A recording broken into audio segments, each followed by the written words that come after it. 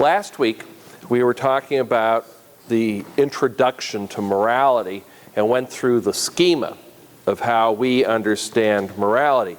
If you did not receive one of these little outlines from last week, there are some available, as well as other handouts that we'll be using tonight. So any questions about last week's class? Hopefully you've had some time to reflect on it, because it does make sense. It is the basis for then approaching different moral issues. So there's a logic to this. So there's nothing haphazard about Catholic moral teaching. Okay, it's not something that's done in a vacuum, but it has to fit the schema, our understanding. So of who we are as a person by virtue of creation and redemption, then how we understand conscience, but how conscience is formed by the law, God's law, so God's truth, as expressed by the divine positive, as well as the natural, and that is expressed in, hopefully, church law, civil law, hopefully. And then to how that conscience makes decisions, we act. We went through the morality of what makes an act good or evil. So the act itself, sometimes called the object, the intentions, the circumstances. And if the act is good, we have a meritorious action. If the act is evil, bad, we have sin, mortal or venial. And then eventually comes down to judgment. So we leave this life, we have to account for it. So that's our perspective. So our life here is in union with God, who created us, redeemed us, and it goes through this span, and we leave life at some point to go back to God. So there's a supernatural view to all of this. Now, with that said, we're going to talk tonight about some of the tough moral issues that deal with the beginning of life. This is important. So when we think about life, okay, when does life begin? Well, one could say life begins at conception. So we know from science that two parents, male and female, conceive a child, and so that child has a unique DNA. Okay, we know that. But again, theologically, we would say also God is the one who actually gives life. That's our soul. It's who we are as a person. So we aren't just a physical being, we're spiritual. But conception, life begins. And at some point, of course, we have our birth. So 9 months later is birth. And then we go through that period, that time of puberty and so on, get to those awful teenage years known as adolescence, right? When our whole little body starts changing and the hormones start jumping, right? And we get into adulthood. And eventually, we pass from this life, so there's death. But again, that's not an end point for us. That we have that supernatural vision, that really is just a passing. That remember, in the last things, we face judgment. And then heaven, hell, purgatory, and so on. So, the key is, looking at this, if we think about this span then, so just our life here on this earth, we know that we are conceived, and we know that we face death on this life. The challenge is to think about, when is a person a person? Is a person at the very beginning, all the way to this point? Or are we going to draw the line? Now, I'm just letting you think about this right now. Is a person here at birth? And before this time, not a person. Okay, so we're just a clump of cells or something like that, or just like a blob of tissue. Is a person right at birth or after birth some point? So the thing is, we all have to draw a line somewhere. Problem of modern day morality. in the Catholic perspective, life is sacred from this moment of conception all the way to the moment of natural death. It is sacred. The person is here. Okay, so right from the very beginning, we have a person. And not only is the person sacred, the process of making the person is something sacred. So these are things that the Catholic Church holds as true and is really revealed by God, because if we look at sacred scripture, this is what we find. You have to think, if you disagree with that, then it's up for grabs, because who's going to decide? You have to argue, when's the person a person, or what's the legitimate means of making the person? Now, with that said, we begin with, let's say, the process. Okay? So, what is sacred is marriage. And in the Catholic Church, marriage is between a man and a woman. Now, we went through the sacrament of marriage a couple of weeks ago, and man and woman come together as husband and wife. And their love, remember, is a faithful, is a unitive, is an indissoluble, permanent, life-giving love. But in essence, we have in this marriage a love that is unitive. It binds the two together as one, and is also procreative. Both dimensions are important, because when we think about it just using reason, so the natural law, any reasonable person's going to look at a person, a human being, and say, yes, a man and a woman are designed to fit together. It makes sense that when a man and a woman as husband and wife share their love with each other, it makes sense. Physically, we're made to fit together. And as husband and wife, it makes sense that yes, this love of marriage is something that unites the two together, but also it is something that may bring life into this world. Reasonably, we look at this action and say, the purpose is not simply to unite two people, but the purpose does involve creation. How else does the species continue on? It makes sense. Now, we could go, so that would be the natural law understanding. We can go to sacred scripture, to the revealed law, and we would say that yes, God designed it this way. God made them male and female in his image and likeness. And God blessed them. God told them to be together and fill the earth. So if we want to get the best picture of that image and likeness of God, it's a man and a woman coming together as husband and wife in marriage. Because we know men and women are different physically, physiologically, and psychologically. But that doesn't mean we're less than each other in reflecting that image and likeness, but we complement each other. So the fullest expression of that image and likeness of God we find then in marriage. Now, again, this love, God blessed and said to be together and fill the earth, to be fertile, unitive, procreative.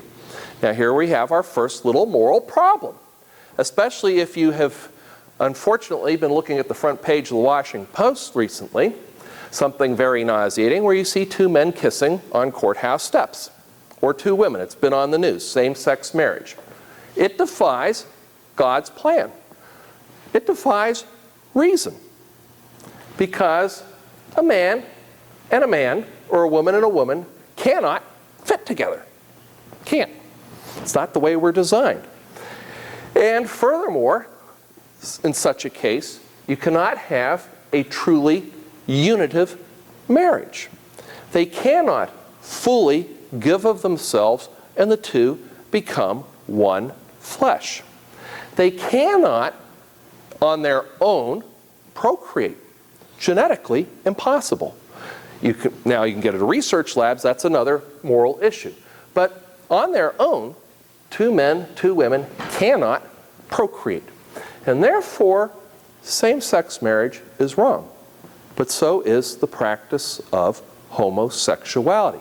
Now, with that said, so our first little more moral issue here, call it same-sex marriage, call it the practice of homosexuality, and I want to emphasize that, the practice, because it is the act, not the person, that is wrong, or we could say evil. So the person is not evil, it's the act that is evil. So when we take a person who, for whatever reason, feels that he is inclined to this sexual disposition, then that person has a problem. It's not the norm. Rather, the way we look at nature, again using reason, spiritually, God meant men and women to be together. So if a person feels this way, it is not something that is normal. It is something that is objectively disordered. And we find that phrasing, objectively disordered. Now, with that, we don't know why a person has this inclination. It could be something psychological, where a person, especially in the case of a man, had a very distant relationship from a father figure. Or maybe there was an abusive father involved. And the person longed for that good sense of male affection. Could be. Could be a domineering mother, too. All different kinds of psychological studies. However, one thing to note is there is no proof at all that this is something genetic. So there's been no proof that there's been some little like chromosome mutation or something where a person is wired to feel this way. But even if a person were, it doesn't justify an action. That's like saying a kleptomaniac who has this psychological disposition to steal things can steal things. We shouldn't say that's wrong. No, it's wrong. Stealing's wrong. But action is separated from the person. The action's still wrong. And we try to help the person. And same thing in this case here.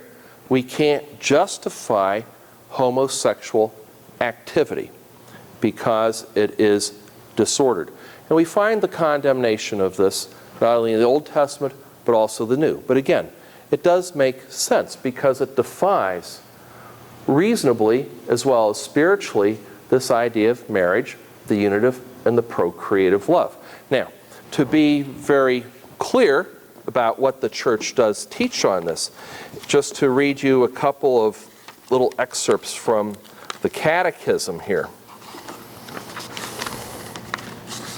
And this is very important because the church, the Catholic Church, sometimes is beat up by the press for saying that for condemning homosexuals. That's not true. We don't condemn homosexuals. We condemn the action of homosexuality, the acts. So, if we go to, for instance, the Declaration on Certain Problems in Sexual Ethics, quote, pastoral care of such homosexuals should be considerate and kind. In the Catechism it reads, they must be accepted with respect, compassion, and sensitivity. Every sign of unjust discrimination in this regard should be avoided. Note, though, it says unjust discrimination. There are some cases where there may be justified discrimination as far as like in adoption, okay, that a child reasonably has a right to a mom and a dad, a mother who's a woman, father who's a man. So that would be a justified discrimination from our point of view.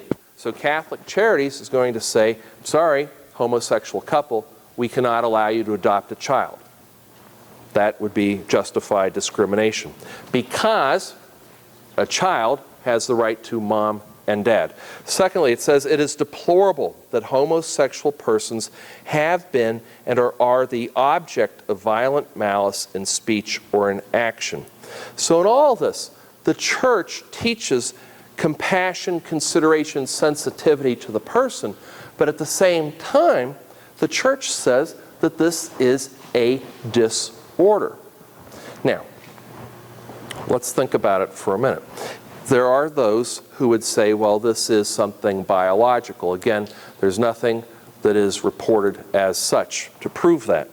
But there are individuals who talk about how, despite the homosexuality, that they can receive certain kinds of treatment, and through proper psychological evaluation and so on, that these difficulties that especially an adolescent has in maturing can be focused in the right direction. So a child who's going through adolescence may have this little bit of identity crisis, but rather than, as we do today, say, oh, well, go this way, in a disordered way, rather, with proper help, such a person can be given the right therapy and then directed to the right course of sexuality. I'm trying to find here, because I had, oh, here it is. Dr. Charles, looks like Socrates, S-O-C-A-R-I-D-E-S, but he's a clinical professor of psychiatry at the Albert Einstein College of Medicine. He wrote an article, and this goes back to 1998, but it appeared in the Wall Street Journal. And he says, quote, "Everyday young men seek help because they're experiencing an unwanted sexual attraction to other men and are told that their condition is untreatable. How would this man and his family feel when they discovered years later that numerous therapeutic approaches have been available for his specific problem for more than 60 years? What would be his reaction when informed that although none of these approaches guaranteed results and most required a long period of treatment, a patient who was willing to follow a proven treatment regimen had a good chance of being free from this condition?" So it says that 25 to 50% of those seeking treatment will experience significant improvement in their condition. Sadly, though, the American Psychological Association and other politically oriented groups consider such kind of therapy as either something that is biased or something that is anti-gay or whatever else. But one has to remember, until about 1973, homosexuality was considered a psychological disorder by the American Psychological Association. And it's only because of political pressure that they dropped that.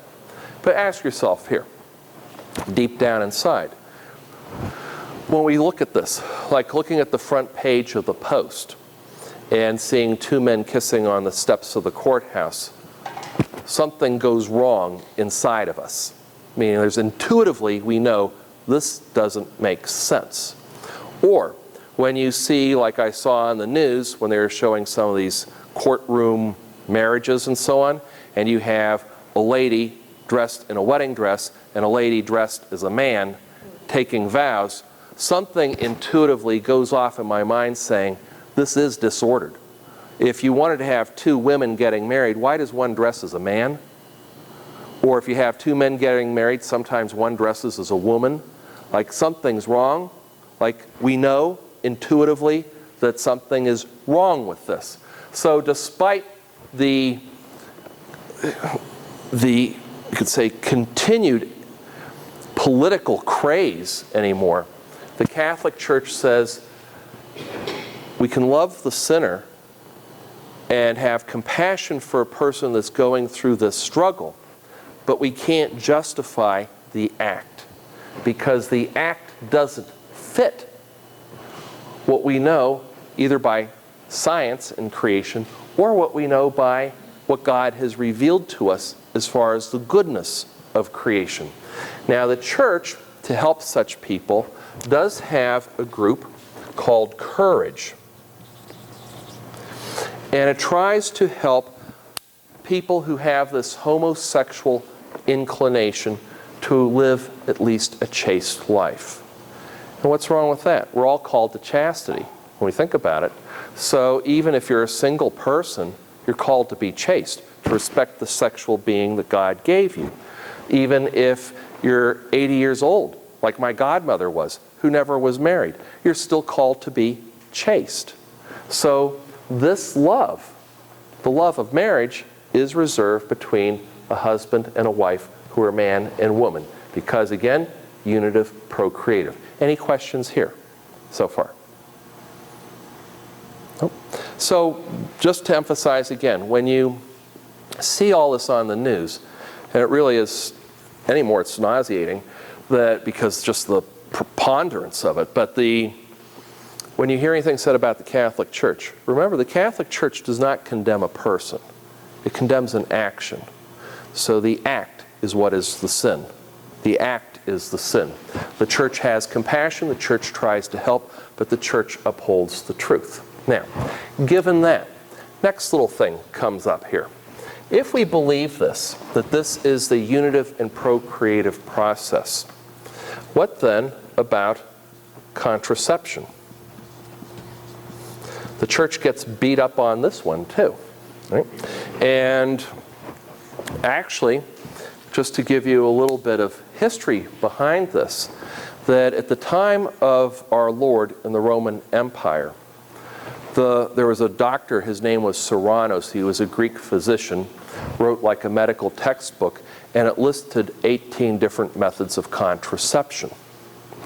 So it wasn't unusual. Now granted, nothing as elaborate as what we have today, but they had it. So they had contraception. And St. Paul, when he condemns a whole list of sins, one of them is pharmakeia, one is mageia. If we look at the linguistic roots of these words in Greek, they refer to this pharmakeia, potion making, mageia, magic, sort of this, like these practices. They're all rooted to contraception because the Church upheld the total giving action of husband and wife. The Church always upheld that this union was so sacred, nothing should interfere with it. No third-party action. That the love is so good and so in union with God that husband and wife had to be open to the possibility of life. Not that they had to always conceive a child every time, or that this was only an act to conceive a child, no. But simply they had to be open to the possibility of life. Now, when we look at the Old Testament, there are certain actions, such as masturbation and so on, that are condemned. They are.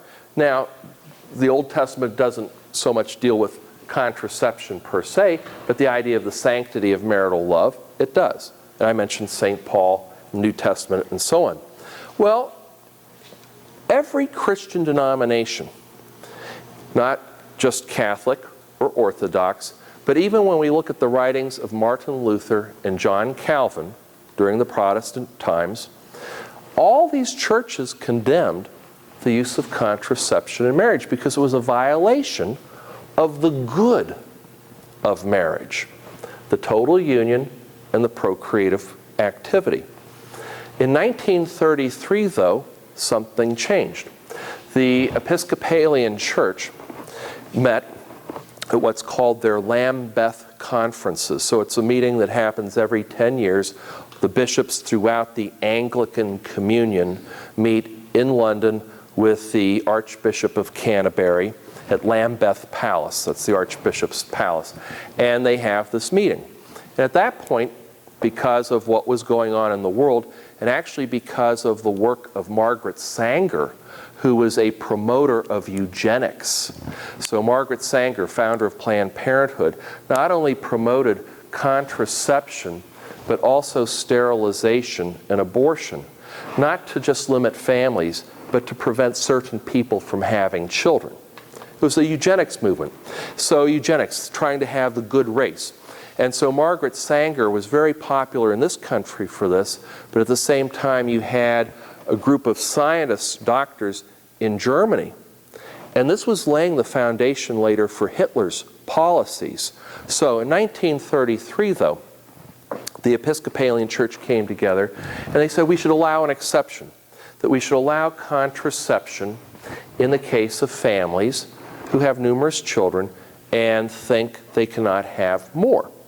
And Bishop Brent, one of the Anglican bishops, said if you allow an exception, then you're allowing circumstances and intention to justify.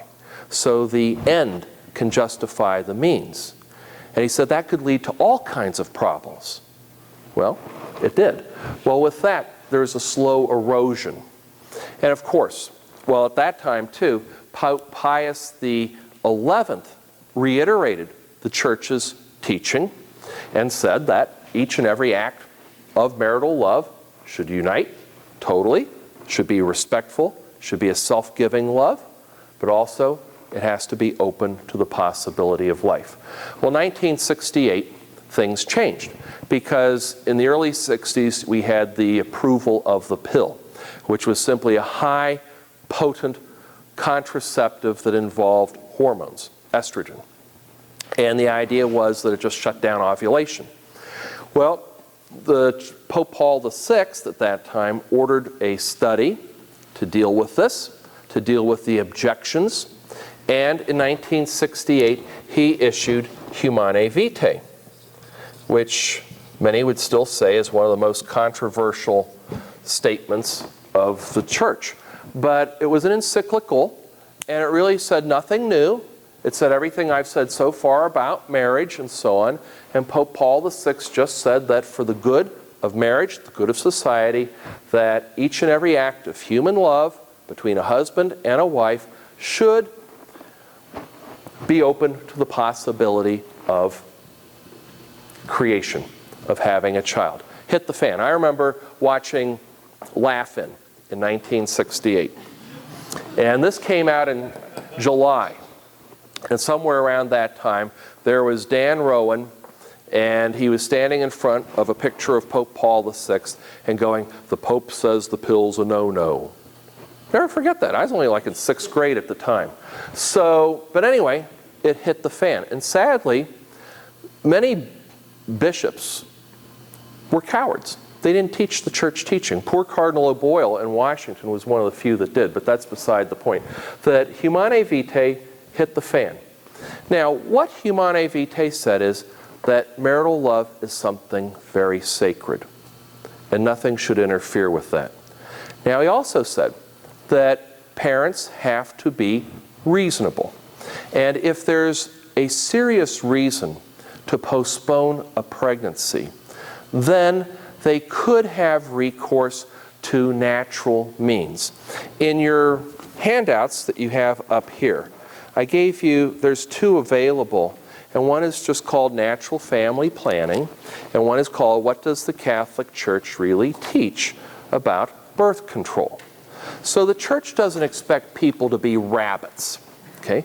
The Church says parents have to use reason. If parents realize that maybe there is a real serious financial issue involved, perhaps there's some other problem, then reasonably they have to say, now is not the best time to have another child. Doesn't mean that they won't be open to a child, but now's not the best time. Using something like natural family planning, which was developed in the 1950s by a Dr. and Dr. Billings, husband and wife gynecologists in Australia, through the natural physiological processes of a woman, she knows when ovulation occurs. Such factors like temperature. So, while a man is fertile always, a woman is only fertile part of a cycle. The beauty of natural family planning, unlike the rhythm method, was because of knowing temperature and other factors, whether that cycle's long, short, in between, she knows when ovulation is going to occur. Well, if she knows when ovulation occurs, she and husband have to say, well, if there's really a serious reason why we shouldn't be having a child right now, we need to abstain. Well, what is that? That's recognizing the goodness of how God made something. That's recognizing the love that they share. Both are making a decision here. Both are seeing the greater good of their marriage. And both are still saying, we're open to life. God's will be done. We might not be actively trying to have a child, but God's will be done. Much different. Whereas if you take something like a pill, then you're saying, we are going to purposely suppress this procreative part. We don't care. We will engage in this love, but we're suppressing this. Now, think of it further in this idea of, honey, take the pill.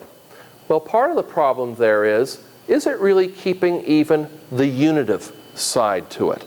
Because poor woman usually is the one who has to take the pill.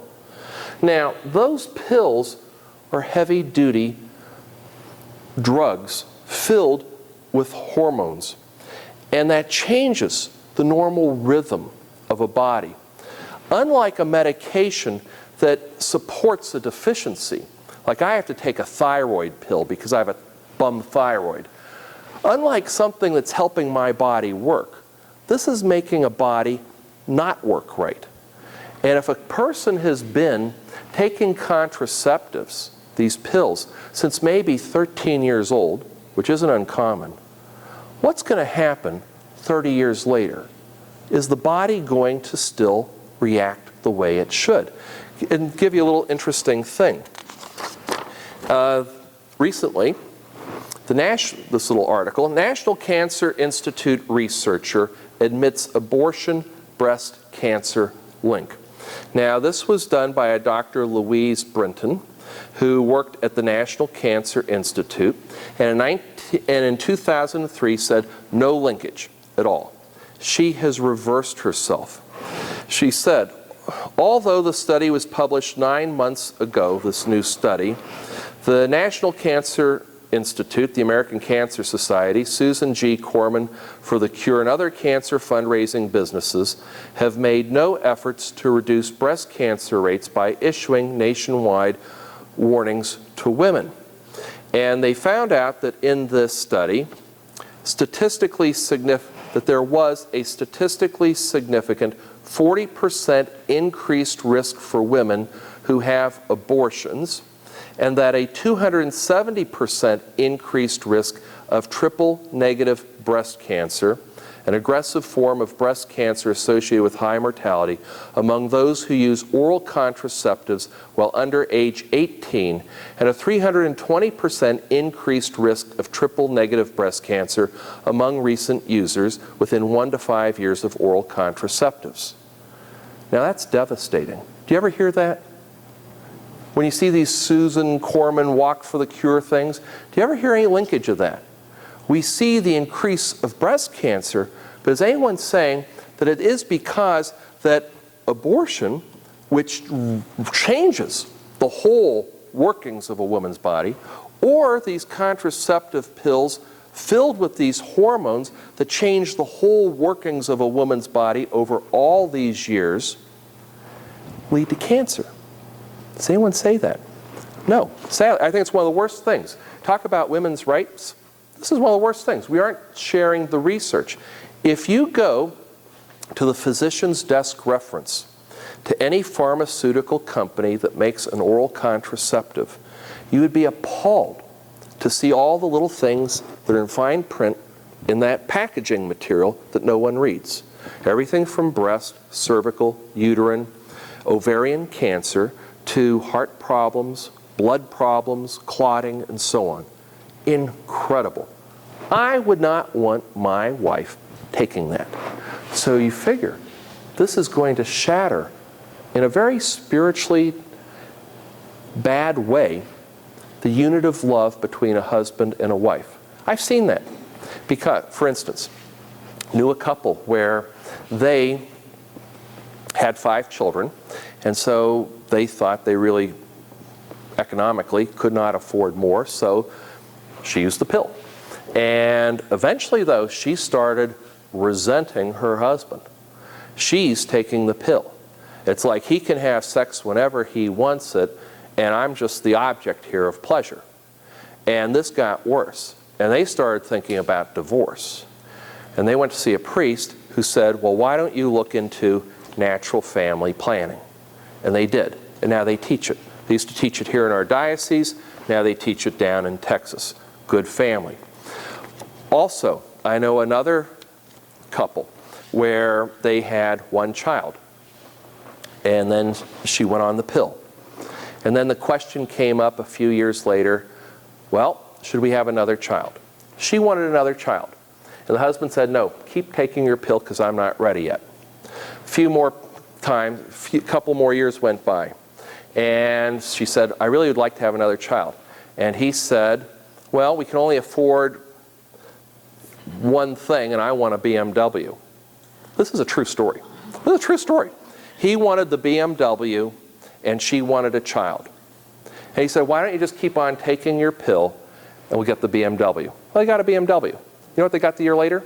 A divorce. True story. I mean, as a priest, you hear all this stuff.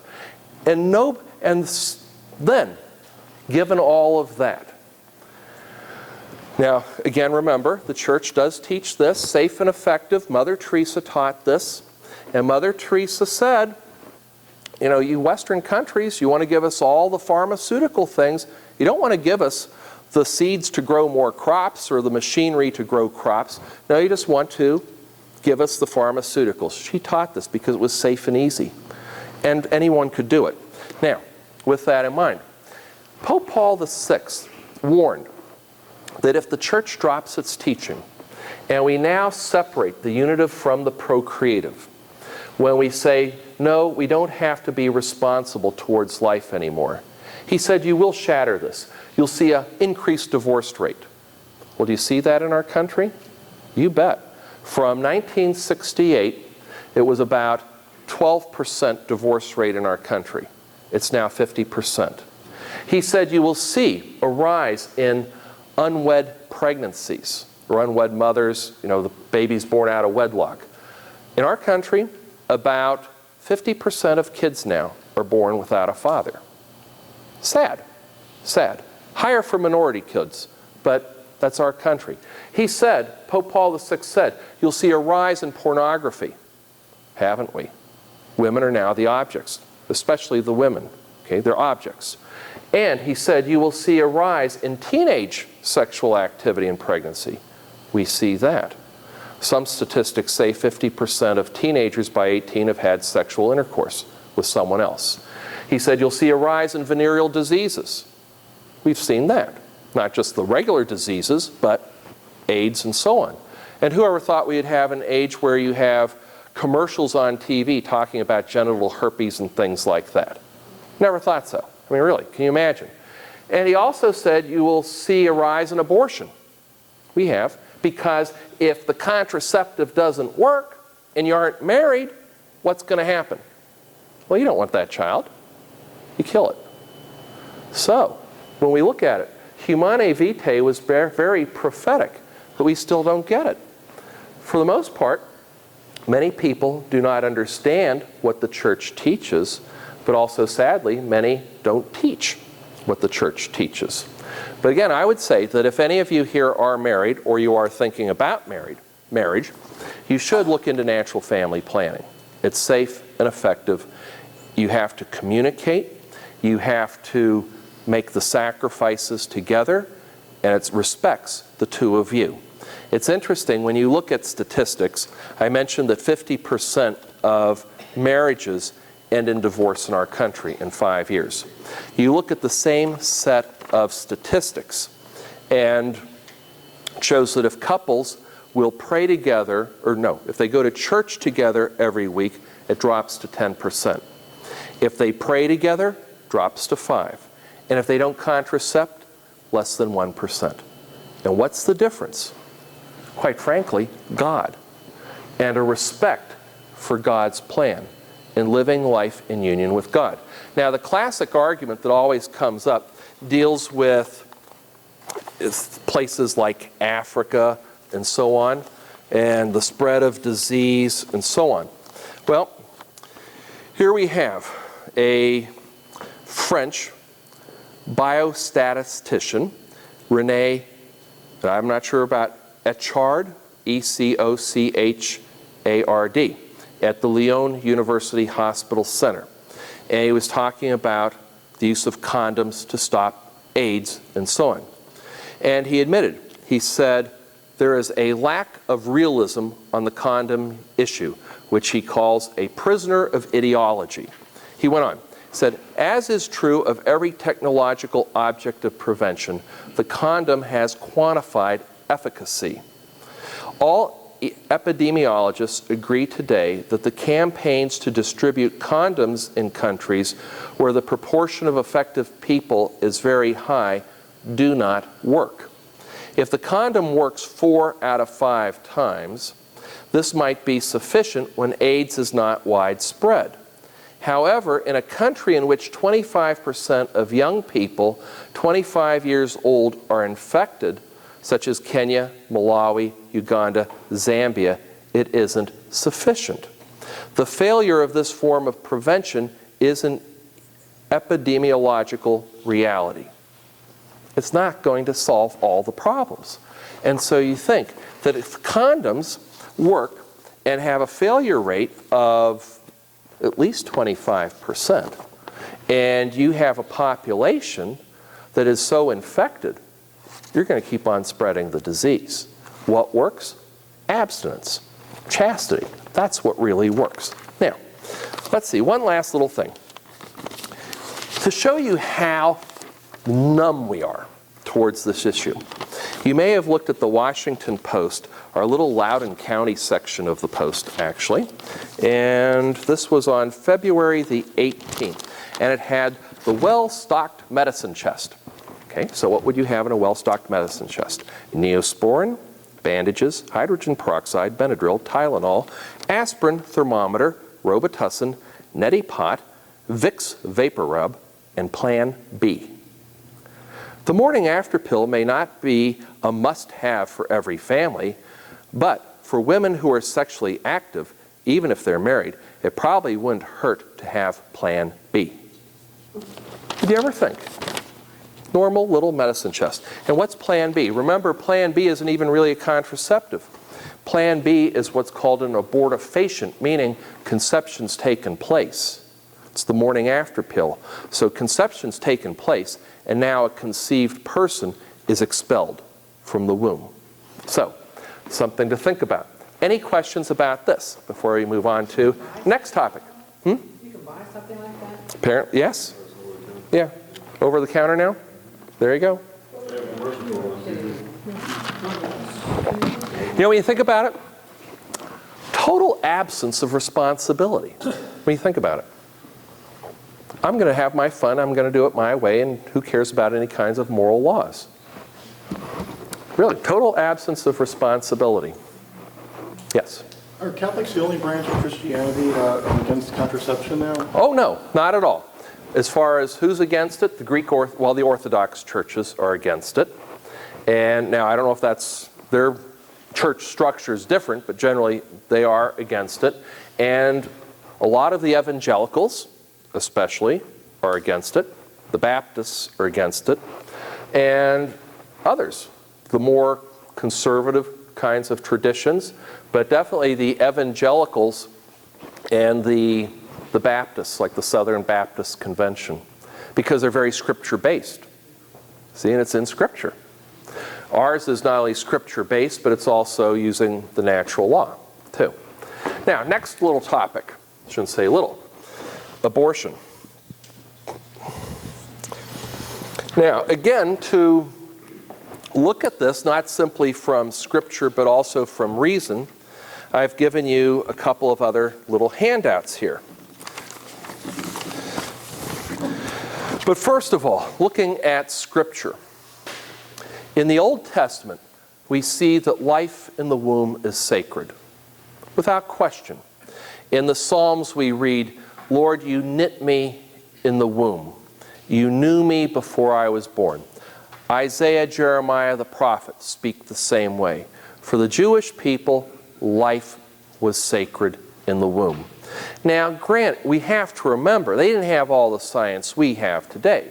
They didn't have the knowledge of like an ovum. That doesn't occur till like 1898, that there's an ovum. Until then, man planted seed, seed grew. That was the Jewish understanding, and that was the scientific understanding until the turn of the century in the 1900s. So we have to appreciate that. And they thought that once, they didn't know exactly when somebody conceived, right? But eventually you started feeling a baby, which they called quickening, and that was sacred, but still life in the womb was sacred. And for Christians, again, living in a Roman Empire, infanticide and abortion were not uncommon. Not at all. Especially infanticide. When a child was born, the child was brought to the father and laid at the feet of the father. It was the law of pater familias, father of the family.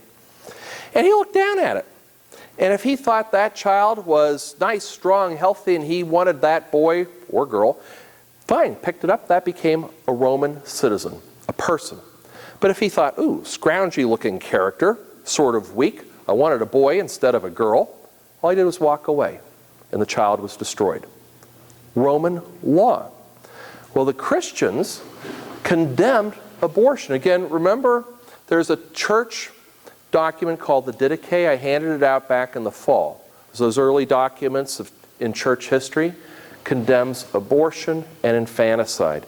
And the primary reason is why, do you think? Why would the church condemn abortion? Why would the church think that a child is sacred in the womb, being a Christian? Jesus. That's the reason why. Mary conceived by the Holy Spirit, and Jesus Christ, true God, became true man. Who would deny that he was a person?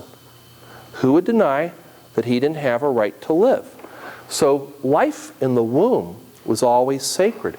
And a child had a right then to be born. A child's a gift from God. And a child is innocent. A child doesn't ask to come into this world. Golly, if he was asked, he probably wouldn't. You know, when you think about it, you know, yes, child, you can be born, and guess what? You can pay taxes and face diseases and wars and terrorism and so on and have a good time. I'd say, I don't want to come out, you know. So a poor child is innocent.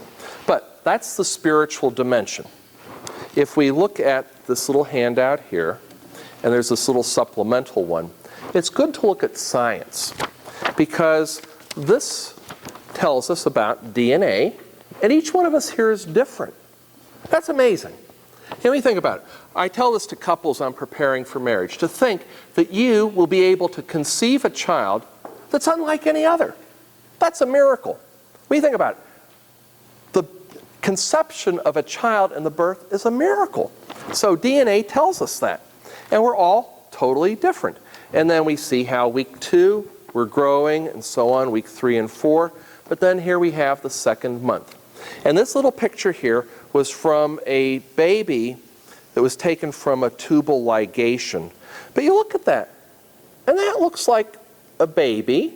Now that's 1/3 of an inch in actual size. So this has been blown up. But the actual little baby was just 1/3 of an inch. But already it talks about the nervous system responds to touch. Okay? And then if you go to month 3, the little baby has fingerprints. And what's one way that we're all different? Well, DNA is one. Fingerprints is one. Each one of us. The FBI knows this, right? And modern security, our irises are different. Isn't that amazing? A distinct human being, different from any other. But this baby can feel. This baby has pretty much all of its functions going. Now, granted, they're going to continue to develop, but here you look at this little picture. Looks like a little baby by 3 months. And then we keep going on. Month 4, and to me, that looks like a baby, right? And the baby is in the mother's womb, but the baby's different. The baby could have a different blood type. The baby depends upon mom for food, but the baby is independent. The baby's not like the liver or a kidney. The baby is an independent being in the womb of the mom. And then at some point, we have the birth of this little baby. Now you can read this on your own, but it's really fascinating. And I don't know how anyone can look at this and say it's not a baby. Now, sadly, and the key here is, well, maybe somebody would say, well, sure, it's 7 or 9 months, that's a baby. But if you look here back at week 2, well, that doesn't quite look like a baby. But it's the same person. What's changed? DNA hasn't changed. Same person. And after that baby's born, same person. Just time, nourishment has made the baby grow. Just like I celebrated my 53rd birthday, guess what? At one point, I was born just like that. I'm the same person. And I was at one time there at day 1. Same person. That's the mystery of life. And that's why the church says, from the moment of conception, sacred. Because if you want to say that it's not a person here, when do you say it? And this is a problem. The Supreme Court in Roe versus Wade said that the unborn child is simply a potential life, is not a person. That's the legal jargon of this document. Now, one thing to remember, this person here, Roe, this was a lie. The case was brought on a lie. She said that she had been raped and was denied an abortion by the state of Texas. That's the Wade here. It was based on a lie. She wasn't. See, so there's a lot of evil at work here. But besides that, Justice Blackmun, who I would not want to be if I faced judgment, wrote the decision, and he said, during the first 3 months of pregnancy, a woman can have an abortion for any reason whatsoever. Unrestricted abortion. And so you think that the child who can now feel at month 3 is going to be aborted. And then he said between months 4 and 6, the second trimester, there can be a woman can have an abortion, but the state can make some kind of regulation, meaning it has to be done in a clinic or a hospital and so on. And other cases have defined that if there's a certain lung capacity or whatever, then that child is now like an independent child, cannot be aborted. But that's controversial too. Between 7 and 9 months, the mother can still have an abortion for health reasons. Health includes psychological health. And that's why we have some heinous procedures known as partial birth abortions. But pretty much in our country today, between conception till natural birth, that this is not a child. That this person can be aborted really for any reason whatsoever. That's our country. Now, and most people don't realize that. That's the law. And Planned Parenthood, one of the largest promoters of abortion, wants to keep us ignorant.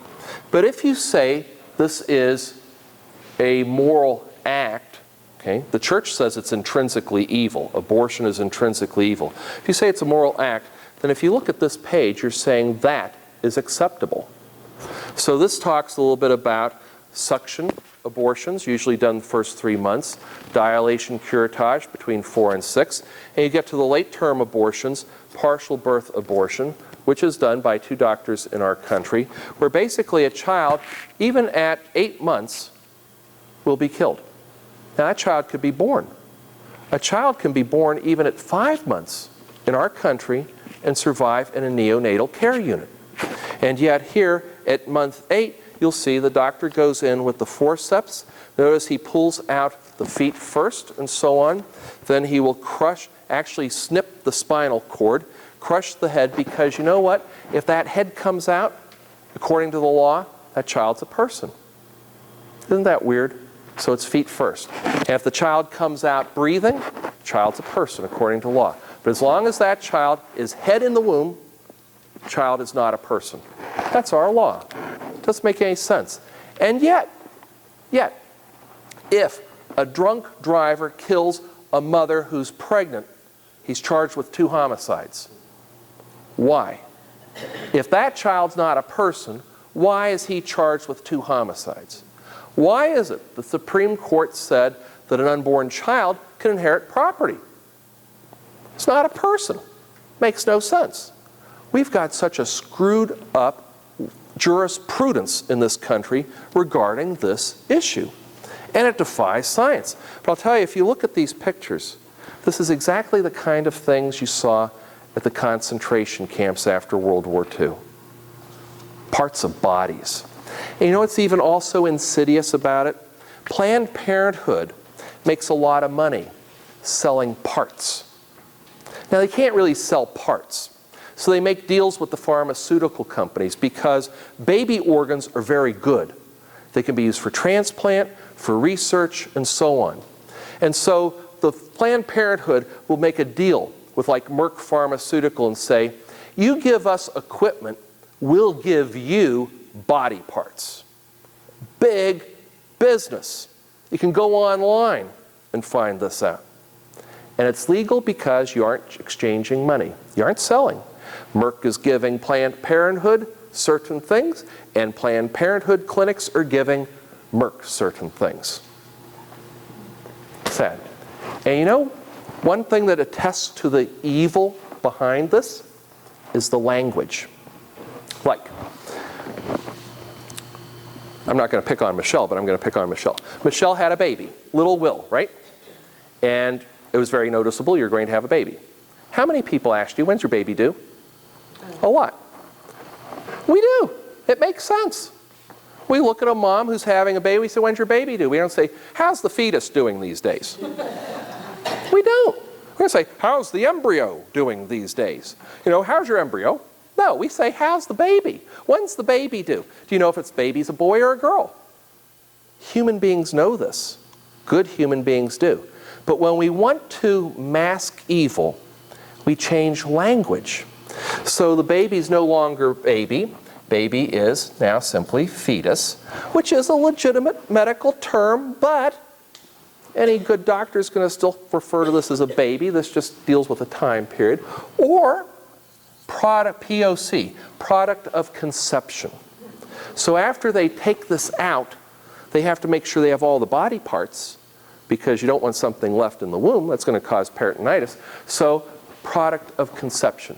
When the doctor finds the head and crushes it, we have found X. And we call this now a matter of choice. You never say I'm pro-abortion, I'm pro-choice. And that's the idea that all these choices are good, equally good. But rather, it's really saying abortion is good. We don't like to say that. So, they don't like to be known as pro-abortion. Planned Parenthood doesn't talk about planned abortion. Doesn't talk about abortion clinics, healthcare clinics, and so on. So fetus, products of conception, X, and so on. You know, the Nazis did that. Concentration camps.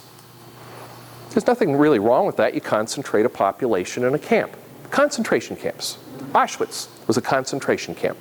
Nice word for an extermination camp. Or the Jewish question. That's how they referred to it. The Jewish question. Well, what's the Jewish question? How to kill the Jews, right? So, or the Jewish solution. We mask things with language. And when we start playing with language, watch out. Because we could justify just anything. But the problem is, now that we have this in our country, the big question is, well, after birth, do we really have to say a child's a person at this point? Right now, again, Planned Parenthood, but also some ethicists like Peter Singer, who teaches at Princeton, says that we really shouldn't declare a child to be a child until about 3 months. Because then you would be able to tell if that child has a genetic disease or genetic disability, and that child could be destroyed. That's where we're moving. Legitimized infanticide. And don't you think, with all this healthcare revision someday, that we might just reach this point where the drug companies or the insurance companies say, we aren't paying for it, You know, you want to have a child with Down syndrome, fine, but we aren't going to pay for it. And when do they start saying, you have to do the genetic testing? There's nothing necessarily wrong with that. To do amniocentesis and so on, there's nothing wrong with that. Or to even correct a problem, because they can do surgery on babies these days and so on. Nothing wrong with that. But when does the drug or the insurance company say, you have to have amniocentesis, and if you're having a Down syndrome child, we aren't paying for it. We'll pay for the abortion, but we aren't going to pay for this. Or if you're having a child with spina bifida, Tay-Sachs, cystic fibrosis, or anything else, we aren't paying for it. It will happen. And actually, right now, because of the genetic screening and so on, we don't have many children born with these diseases anymore.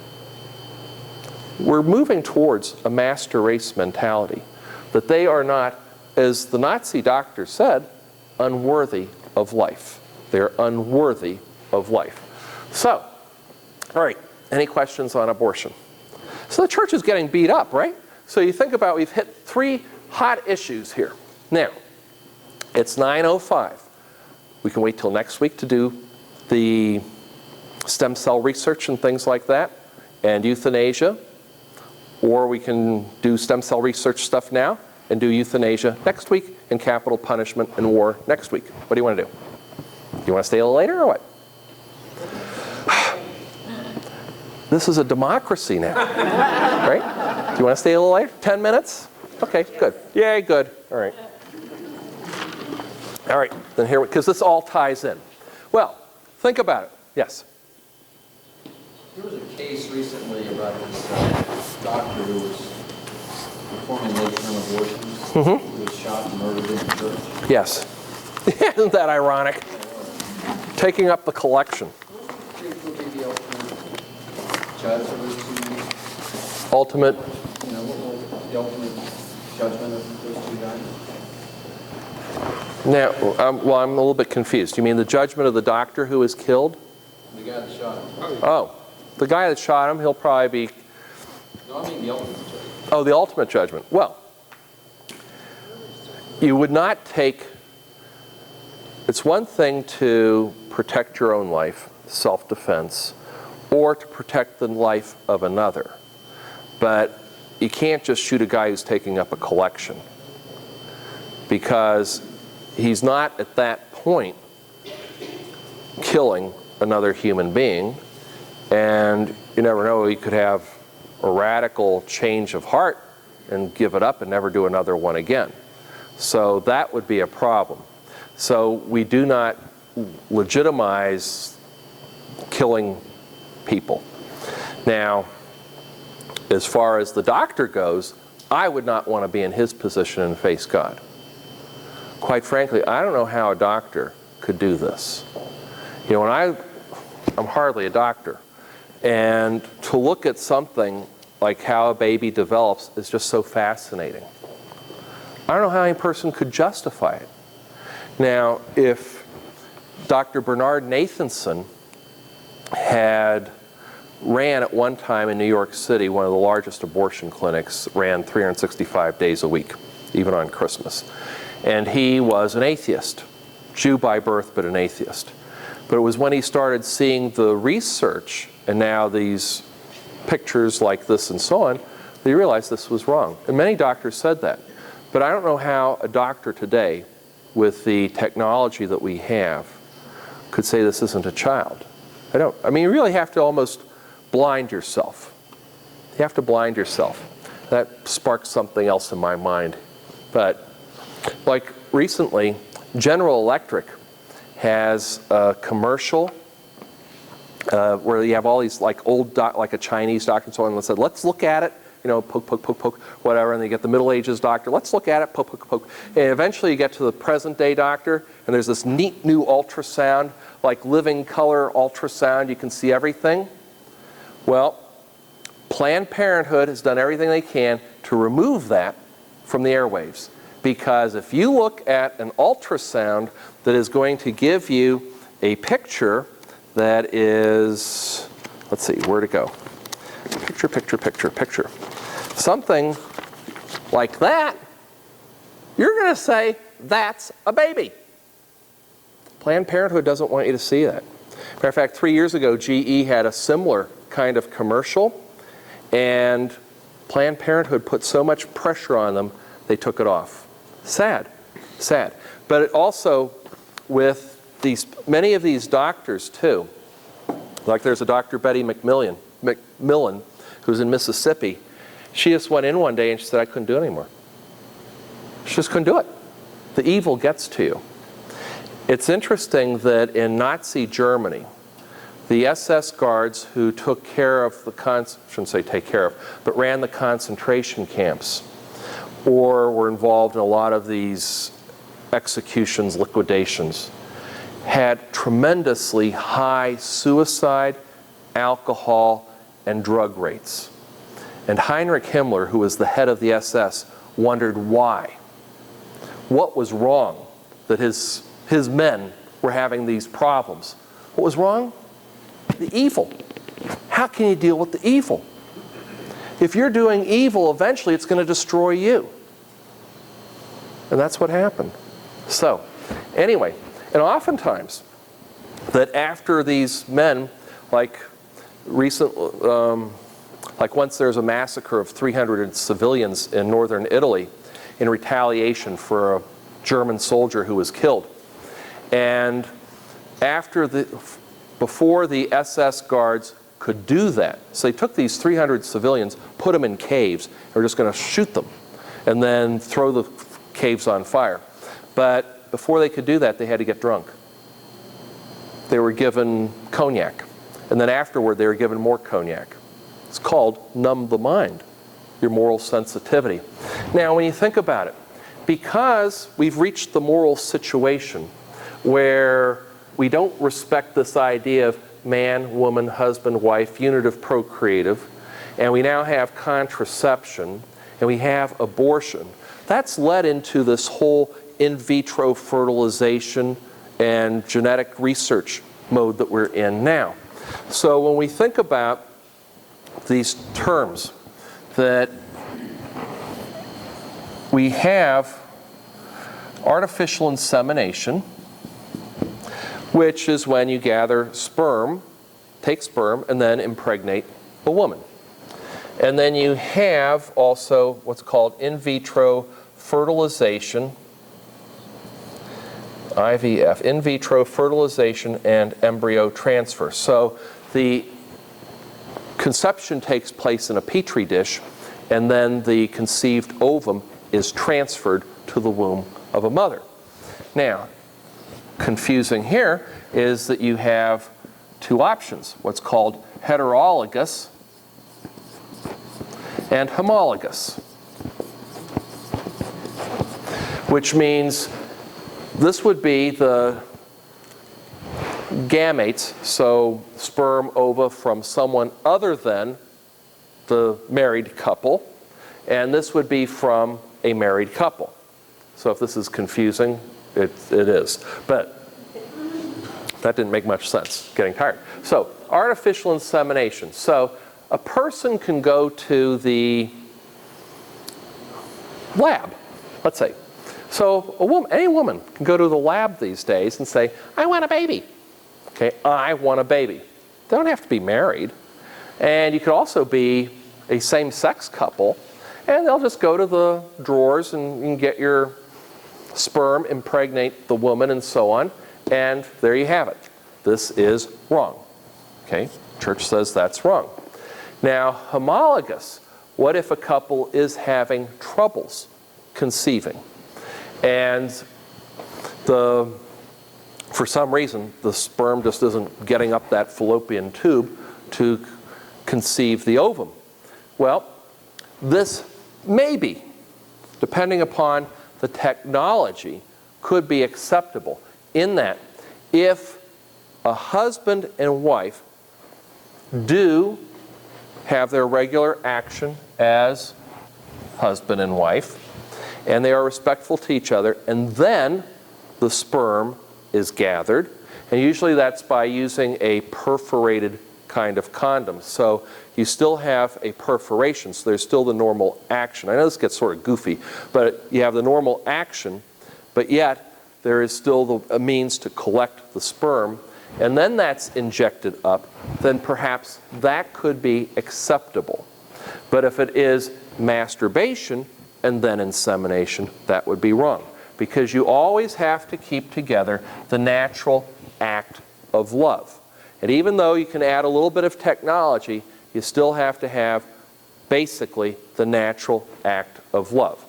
Now, with in vitro fertilization embryo transfer, okay, let's say man couple, so Adam and Steve can go to the clinic and one of them can supply sperm or whatever, and you borrow somebody's egg, or maybe both are infertile, so they borrow somebody's sperm and borrow somebody's egg. Conception takes place in the petri dish, and then it's injected into a surrogate mother. Or if you have two lesbians, they borrow somebody's sperm, maybe somebody's egg if they don't have their own, and petri dish and inject it into their womb, whatever. Wrong go, period. Because it is not allowing for the unit of procreative. Or even if you had a husband and wife, okay, husband and wife, and they want to have designer baby. So they'll have 8 or 10 ova conceived in a petri dish, do the genetic scan. Oh, we like this one. This one's going to have the blonde hair, the blue eyes, 6'4", and so on. We'll take that one. Inject into the womb. Wrong, because you have violated this sacred action. And then, what if you, though, have husband and wife? Same thing. Well, I just went through that, sort of. But is there a possibility? Okay, so this in vitro fertilization is wrong. Conception has to take place in the womb. What if couples having trouble? And for whatever reason, husband and wife just aren't conceiving. There is something called GIFT, which stands for gamete intrafallopian transfer. So, and what that is, that husband and wife express their love for each other normally. So they do. They express their love for each other normally. And then the doctors collect the sperm that's gathered by a perforated condom, and then they also harvest an ovum from the woman, keep them separated, inject them up into the fallopian tube. Hopefully conception takes place there, and hopefully that little conceived ovum travels down and implants itself in the uterus. Now, you've got the 2-sentence description of something very complicated, but that could be morally acceptable because you still have the act between husband and wife who are married. You have that natural giving love. Science is helping as far as gathering sperm, gathering a little ovum, but conception takes place in the womb, and the rest is up to God, whether it implants or not. So that could be legitimate, but no petri dishes. Because what happens? If you take this out of the realm of either marriage, so take somebody's sperm, somebody's ovum, or both, or take it out of conception in the womb, so petri dish kind of thing, who says we can't have the master race then? Think about it. Who says we can't say what kind of children we will allow to be born? And who says that we can't limit who has children? We could. That's the thing. When you take it out of marriage, we've got problems because it opens Pandora's box. I'll give you an example right now, and this was Wall Street Journal 2009, February. There is now a new process called pre-implantation genetic diagnosis, PGD. And basically, designer baby. That what you will do is you go, so couple, whether you're same-sex couple or if you're husband and wife couple, you go to the clinic, such as, where is the little clinic here? Well, it doesn't matter. Let's see, Decode Genetics of Iceland, that's one. Or there's, well, I can't find it right now. It doesn't matter. So you can go to the clinic and you can have your 10 little ova conceived, and they'll put them in the petri dish, and then they'll do the genetic scan, and they're being able to isolate not simply chromosomes that will show spina bifida and that, but also now, most likely, blonde-haired, blue eyes, 6'4", and so on, and you pick which ovum you want, and that's the one that will be implanted. And if you don't want to go through the pregnancy, you hire a surrogate mother. Right? When are we going to learn? You know, when you think about it, this is exactly what the Nazis wanted to do, but they didn't have the technology or the understanding. But that's where we're headed. And when does the government say you have to have this kind of a child? And when do they put like an IQ test on it, sort of? Like this little chromosome links to intelligence, and so you have to have this chromosome, and if you don't get to be born. How many people are at risk here? When you think about it, if, going back in history, if you had a child who was to be born and his older brother was deaf and his older sister was retarded, would you have that child? Well, some people would say no. Chances are you're going to have a pregnancy problem here. And nowadays you could do the genetic screen and find out for sure. But if you're in the 1700s and you said, no, we aren't going to risk the pregnancy because we have one who's deaf and one who's retarded, you just killed Beethoven. You know that? Because he was the third pregnancy of that family. So, be that said, any questions about this? Now, with stem cell research, the only thing that I want to mention here is the church teaches that stem cell research is acceptable. It just depends from whom you obtain the stem cells. If we use adult stem cells that come from placenta, or the umbilical cord blood, or from fat, of all things, those stem cells can be used for research.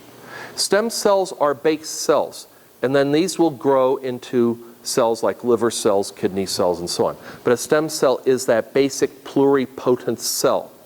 So that's acceptable.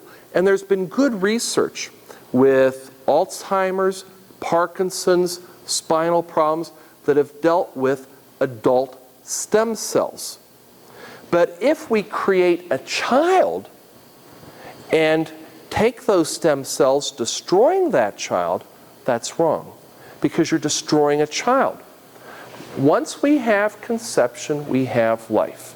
And you can get all the actors on TV and so on that say, oh, we need embryonic stem cell research. We don't. We don't need embryonic stem cell research. We don't need to create human beings for stem cells. We don't. We've got them ourselves.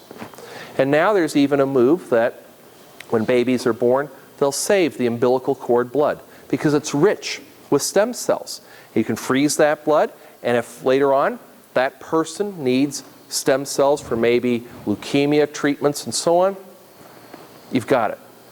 But those are adult stem cells. We do not create people to destroy them. Okay? Any questions? I mean, that was really sharp, quick. Think about it. Nope. Okay, well then we're done.